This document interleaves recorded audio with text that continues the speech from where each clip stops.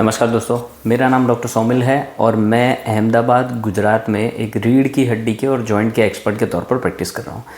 दोस्तों, साइटिका जो है ये एक ऐसी बीमारी है जो ऑर्थोपेडिक या फिर स्पाइन सर्जन की ओपीडी में सबसे ज़्यादा मरीज़ इनके होते हैं, साइटिका के। अब इस वीडियो में मैं आपको डिटेल में समझाऊंगा कि साइटिका क्या होता है, ये क्यों होता है, इसके सबसे कॉमन रीज़न क्या है, इससे आप कैसे बच सकते हैं और इसकी सबसे अच्छी ट्रीटमेंट क्या हो सकती है, और ट्रीटमेंट या फिर ऑपरेशन करने के बाद क्या कोई दिक्कत रहती है, क्या आपको कोई डिसेबिलिटी रहती है, कोई काम नहीं करना ऐसी कोई दिक्कत रहती है। ये सब चीज़ें मैं आपको इस वीडियो में डिटेल में समझाऊंगा, तो आप ये वीडियो एंड तक देखें। आपको साइटिका के बारे में मोस्ट लाइकली कोई भी कन्फ्यूज़न नहीं रहेगा। सबसे पहले दोस्तों आप ये समझिए कि साइटिका क्या होता है। साइटिका ऐसी चीज़ है कि जो हमारे बॉडी में सबसे मोटी और सबसे लंबी जो नस होती है वो है साइटिक नर्व। ये साइटिक नर्व जो है वो कमर से लेके पूरे पैर में, मतलब कि कमर से अंगूठे तक हमें सेंसेशन सप्लाई करती है। हमारे जो भी मसल्स होते हैं इनका मसल का पावर भी ये साइटिक नर्व से आता है।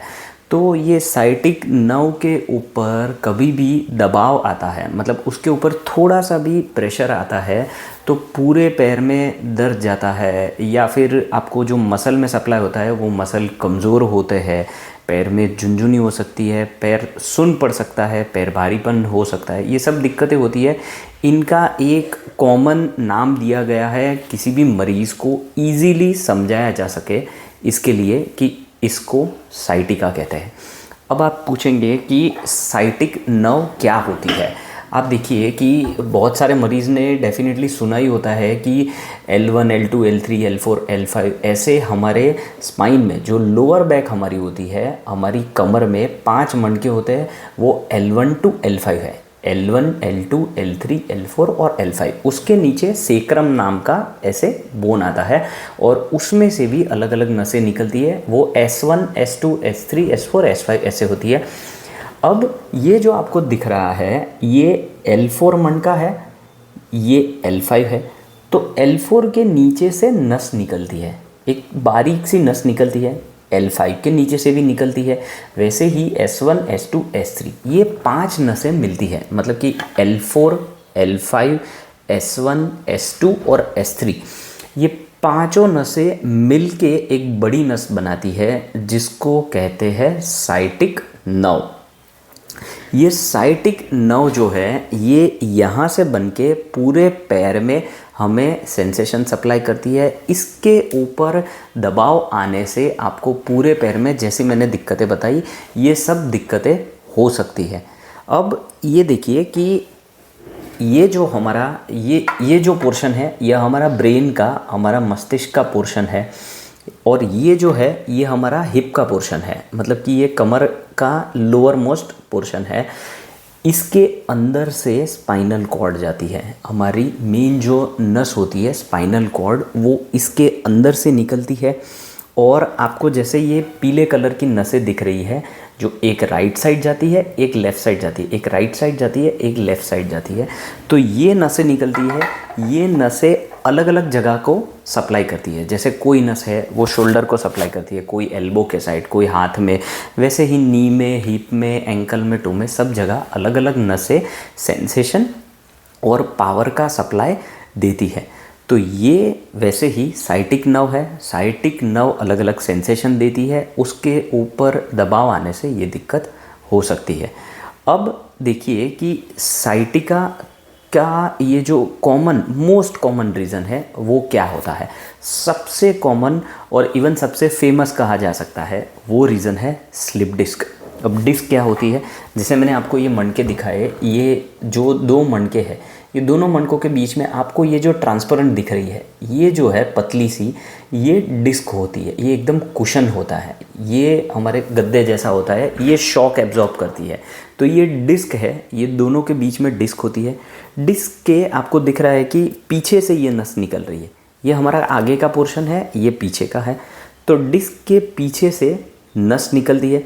ये अगर डिस्क पीछे आ जाती है तो उसे कहते हैं स्लिप डिस्क। ये डिस्क जैसे ही पीछे की तरफ आएगी तो ये जो नस दिख रही है आपको येलो कलर की, ये इसके ऊपर दबाव देगी और आपको दर्द हो सकता है, जिसे कहते हैं स्लिप डिस्क। और स्लिप डिस्क के कारण दिक्कत होती है साइटिका की। तो स्लिप डिस्क जो है वो सबसे कॉमन रीज़न है साइटिका होने का। दूसरा कॉमन रीज़न क्या है कि हमारे ये जो मणके हैं, हर दो मणकों के बीच में एक जॉइंट होता है। जैसे हमारा ये रिस्ट जॉइंट है, वैसे ही नी जॉइंट होता है, ये एल्बो का जॉइंट है, ये सब जॉइंट है। वैसे ही हमारी कमर में भी छोटे छोटे बारीक से जॉइंट्स होते हैं। ये जो आपको लाइन दिख रही है ये जॉइंट है, ये है, इसके नीचे ये है, ये जो है ये सब जॉइंट है। इन जॉइंट्स की मदद से ही हम आगे झुक सकते हैं और पीछे भी हो सकते हैं। तो ये जॉइंट्स अगर ख़राब हो जाता है तो जॉइंट के आजू बाजू में कैल्शियम की या फिर बोन की छोटी छोटी गांठ बन जाती है और वो नस के ऊपर दबाव देती है, आपको साइटिका की दिक्कत हो सकती है। और तीसरा कॉमन रीज़न है, नस के पीछे की साइड एक लिगामेंट होता है जिसे लिगामेंटम फ्लेवम कहते हैं। इसके ऊपर भी हमने एक अलग डिटेल में वीडियो बनाया हुआ है। ये लिगामेंटम फ्लेवम जब भी मोटा हो जाता है तो बेसिकली अगर आगे डिस्क है, आगे दो मणकों के बीच में जो डिस्क है वो होती है, उसके पीछे नस आती है, उसके पीछे लिगामेंट है। अगर लिगामेंट मोटा हो जाता है तो वो नस को दबाने लगता है और आपको साइटिका जैसी दिक्कत हो सकती है। और कई रीज़न है, जैसे कि इन्फेक्शन हो गया, इन्फेक्शन के कारण पस बन गया है, पस आपकी नस को दबा सकता है तो भी आपको साइटिका हो सकता है। किसी मरीज़ को अगर गांठ हो गई है, कैंसर की गांठ है, तो वो भी नस को दबा सकती है। किसी मरीज़ को फैसेट जॉइंट जो है, जो सांधे होते हैं, उसमें अगर सिस्ट बन गई है, फैसेटल सिस्ट है जो पानी की गांठ होती है, वो फैसेटल सिस्ट भी नस को दबा सकता है, पूरे पैर में आपको दिक्कत हो सकती है। अब साइटिका के सबसे कॉमन ये जो सिम्टम्स हैं वो क्या होता है? सबसे कॉमन जो रीज़न है वो स्लिप डिस्क है। तो सबसे कॉमन सिम्टम उसका होता है बैक पेन। अगर स्लिप डिस्क हो गई है तो मरीज़ को बैक पेन होता है। वो अगर नस को दबा रहा है तो पूरे पैर में दर्द हो सकता है, पैर में झुनझुनी होती है, पैर सुन्न पड़ सकता है, जैसे ही चलना शुरू करे वैसे ही पैर भारी भी हो सकता है। और ये सब दिक्कतें साइटिका की निशानी है। अब कई मरीज़ पूछते हैं कि सर एक ही पैर में क्यों दिक्कत हो रही है? जैसे मैंने आपको समझाया कि हर साइड एक अलग नस निकलती है, एक लेफ़्ट साइड निकलती है, एक राइट साइड नस निकलती है, एक लेफ़्ट साइड है, एक राइट साइड है। तो अगर डिस्क जो है, स्लिप डिस्क हो गई है, वो आपकी राइट साइड की नस को दबा रही है तो आपको राइट साइड के पैर में दर्द हो सकता है। लेफ़्ट साइड की नस को दबा रही है तो आपको लेफ़्ट साइड के पैर में दर्द हो सकता है। तो साइटिका कौन सी जगह की स्लिप डिस्क के कारण हो सकता है? जैसे आपको समझाया L4, 5, S1, S2, S3। तो L3, 4 या उसके नीचे कोई भी जगह स्लिप डिस्क है तो आपको साइटिका हो सकता है। और वैसे ही उसकी जगह और नीचे कहीं पर फैसेटल सिस्ट, फैसेट का आर्थ्रोपैथी, फैसेट जॉइंट खराब हो गया हो, या फिर आपको लिगामेंटम फ्लेवम हाइपरट्रॉफी इन लोकेशन में है तो आपको ये साइटिका की दिक्कतें हो सकती है। कई मरीज़ को ये दिक्कत होती है कि वैसे लेटे लेटे कोई दिक्कत नहीं होती है, लेकिन जैसे ही चलना शुरू करे वैसे ही एक पैर भारी हो जाता है या फिर सुनपन हो जाता है और मरीज़ को बैठ जाना पड़ता है। तो ये सब दिक्कतें साइटिका की निशानी है। अब इसको डायग्नोस कैसे किया जा सकता है? सबसे अच्छा डायग्नोसिस होता है जो डॉक्टर आपको डिटेल में एग्जामिनेशन करेंगे, उसका डायग्नोसिस। मतलब कि कई मरीज़ बोलते हैं कि सर MRI तो करा लिया, इसमें दिख तो रहा है। ज़रूरी नहीं है कि MRI में जितनी दिक्कतें आ रही है वो मरीज़ को हो, या फिर मरीज़ को जितनी दिक्कत है वो MRI में भी दिखे।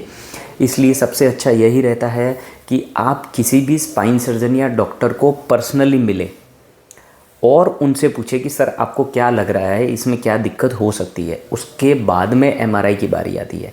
जब भी चेक करते हैं तो SLR जो है, मतलब कि जिस पैर में दर्द हो रहा है वो पैर लेटे लेटे ऊपर उठाने पर दिक्कत हो सकती है। ऊपर उठाने पर पूरे पैर में दिक्कत होती है, दर्द होता है। जैसे ही पैर नीचे रख दिया जाता है तो फिर ये दर्द और सुनपन ये सब कम हो जाता है। तो ये SLR टेस्ट कहा जा सकता है, और SLR अगर पॉजिटिव है तो ये साइटिका की एक निशानी है।